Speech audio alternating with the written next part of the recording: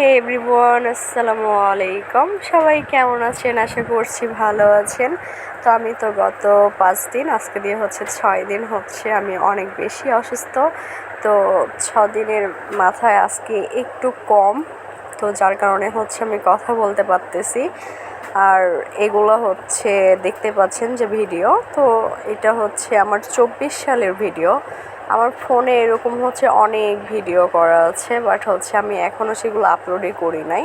তো 24 সালে মূলত হচ্ছে ভাইয়ার বাসার হচ্ছে মানে ভাইয়ার শ্বশুর বাসার সবাই আসছিল আর কি। তো ওইখান থেকে হচ্ছে আমাদের বাসা থেকে আমার দাদু বাসার এদিকে একটু আসছিলাম, কারণ এদিকে হচ্ছে ভাইয়ার আমার প্রথম যে ভাতিজি ওর হচ্ছে এখানে কবর, তো সেইখানে হচ্ছে আমরা সবাই মিলে গিয়েছিলাম।